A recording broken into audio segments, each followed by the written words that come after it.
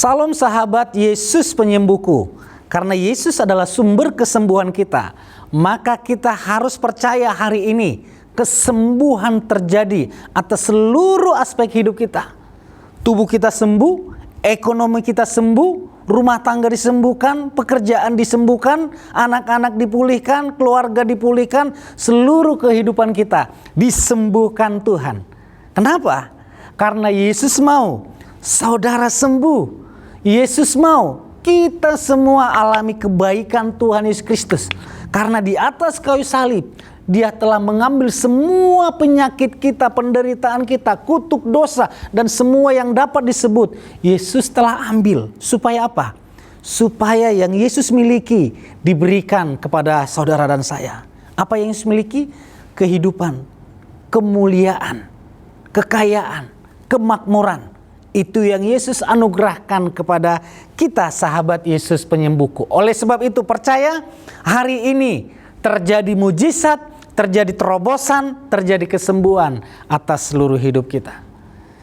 Sebelum saya nanti akan mendoakan saudara terkasih, terlebih dahulu saya akan menyampaikan firman Tuhan. Supaya iman kita aktif, sehingga waktu iman kita menyala-nyala dan doanya dinaikkan, mujizat terjadi. Amin. Hari ini tema kita berbicara tentang Yesus menangis. Kenapa Yesus bisa menangis? Itu tertulis di Injil Yohanes 11 ayat 32 sampai 35. Demikian firman Tuhan. Sesampainya Maria di tempat Yesus berada dan melihatnya, ia tersungkur di kakinya dan berkata, "Tuhan, sekiranya waktu itu Engkau di sini, saudaraku tentu tidak mati." Ketika Yesus melihat Maria menangis dan orang-orang Yahudi yang datang bersamanya juga menangis, Dia menjadi sedih dan terharu. Katanya, "Di manakah kamu membaringkan dia?" Mereka menjawab, "Tuhan, mari lihatlah." Ayat yang ke-35, menangislah Yesus. Ayat yang ke-35 dikatakan, Yesus menangis. Kenapa Yesus harus menangis? Apakah karena Lazarus meninggal? Apakah karena Lazarus meninggal karena menderita sakit begitu parah? Atau apakah karena Maria menangis, Maria meratap, dan orang-orang yang mengikuti Maria menangis sehingga Yesus ikut menangis? Bukan. Yesus menangis bukan karena itu. Karena di akhir cerita ini, di akhir kisah Lazarus ini, Lazarus juga dibangkitkan. Mereka terheran-heran, mereka memuliakan nama Tuhan. Tapi kenapa Yesus menangis? Yesus menangis tidak hanya di dalam kisah ini. Di dalam Injil Lukas 19 ayat 41 dikatakan, waktu Yesus mendekati kota Yerusalem, Yesus menangisinya. Kenapa Yesus menangisi Yerusalem? Karena seharusnya Yerusalem itu tempat damai, tempat sukacita, tempat memuliakan Tuhan, tempat di mana orang-orang menikmati semua kebaikan Tuhan. Tapi Yesus dapat melihat ke depan, Yerusalem itu akan diruntuhkan, orang-orang di dalamnya akan sengsara, umat pilihannya akan menderita. Penyebabnya adalah karena dosa. Itulah yang membuat Yesus menangis. Yesus menangis di peristiwa Lazarus karena melihat efek daripada dosa ini, dampak daripada dosa ini adalah membuat umatnya harus mati. Membuat umatnya harus menderita.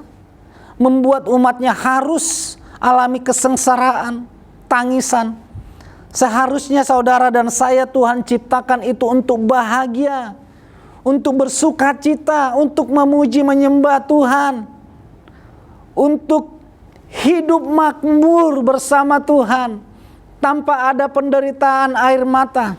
Tapi karena dosa, umat yang dikasihinya harus menderita, harus mati, harus sengsara, harus teraniaya, harus dihina, harus saling menjatuhkan. Itulah yang membuat Yesus menangis. Karena untuk mengalahkan itu, Yesus harus menyerahkan hidupnya di atas kayu salib.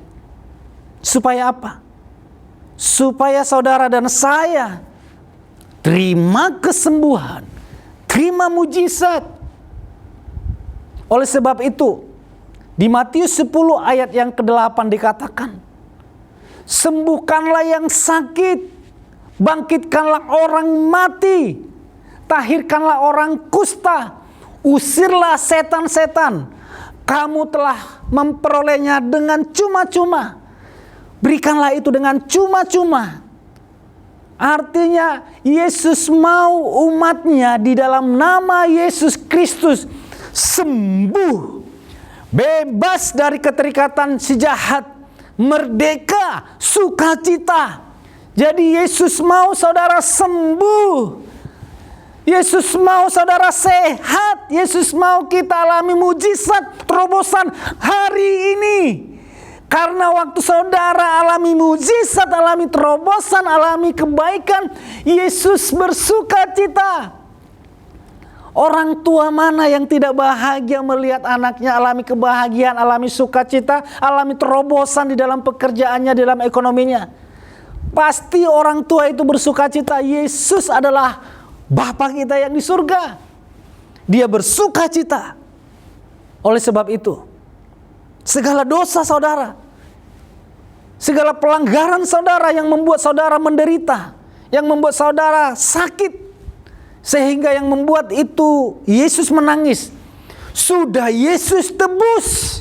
Tidak ada lagi yang menghalangi saudara dan saya untuk berdoa, memohon kesembuhan, untuk berkata, aku sembuh, dalam nama Yesus aku sehat, dalam nama Yesus terjadi mujizat terobosan atas ekonomiku. Sebab tidak ada lagi penghalang antara saudara dengan Tuhan. Penghalangnya yang membuat Yesus menangis, yaitu dosa itu telah Yesus singkirkan. Tidak ada lagi. Dan firman Tuhan berkata, tidak pernah ada ayat di dalam kitab suci kita iblis tertawa. Artinya iblis tidak pernah menang. Tuhan yang bersuka cita, artinya Tuhan selalu menang. Dulu, sekarang, dan selamanya. Dia menang atas hidupmu. Dan saudara menjadi umat pemenang. Ingatlah, Yesus menangis. Artinya, manusia menderita karena dosa.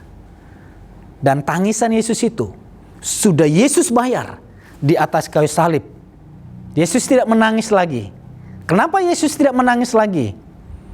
Karena tidak ada lagi penghalang antara saudara dengan Tuhan. Di rumahmu, di kamarmu, di tempat engkau bekerja, engkau dapat mengangkat tangan, mengangkat hatimu, wajahmu kepada Tuhan dan berseru, Tuhan sembuhkan aku. Karena Yesus yang meminta, sembuhkanlah yang sakit. Tuhan pulihkan aku. Karena Yesus mau pulihkan yang sakit. Tuhan bebaskan aku. Karena itu kemauan Yesus. Kita dibebaskan dari kuasa si jahat, dari semua keterikatan. Dan terimalah kesembuhan itu, mujizat itu. Tidaklah ada lagi air mata dari Tuhan Yesus.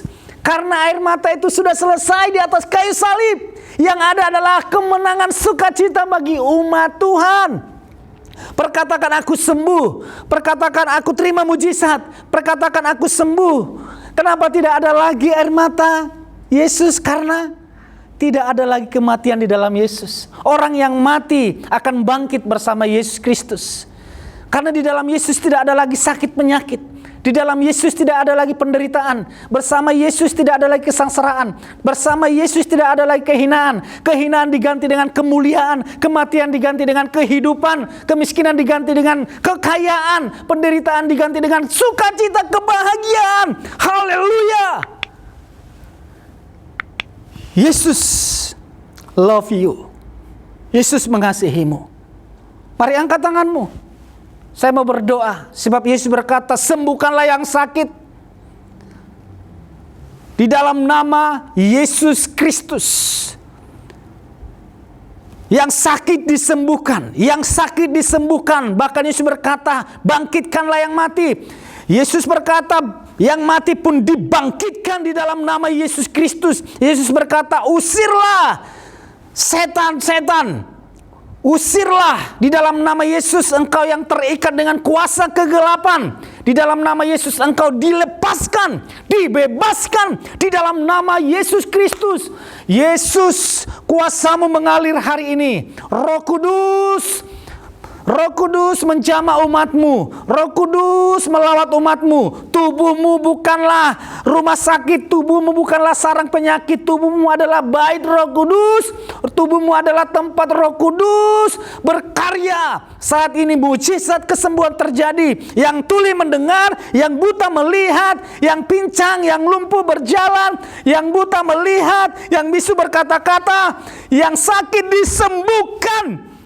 Kanker, tumor, apapun jenis penyakitmu, keluar dan tubuhmu sehat sembuh dalam nama Yesus. Dalam nama Yesus, katakan dalam nama Yesus. Dalam nama Yesus. Dalam nama Yesus. Dalam nama Yesus. Terima kasih Tuhan. Segala hormat, puji, kemuliaan hanya bagimu. Mujizat sudah terjadi. Kesembuhan sudah terjadi. Karena Engkau yang memberikan secara cuma-cuma bagi kami semua. Kami terima dengan iman di dalam nama Tuhan Yesus Kristus. Haleluya. Amin. Tuhan Yesus memberkati. Sahabat Yesus penyembuhku. Tuhan Yesus mengasihimu sekarang dan sampai selamanya. Amin.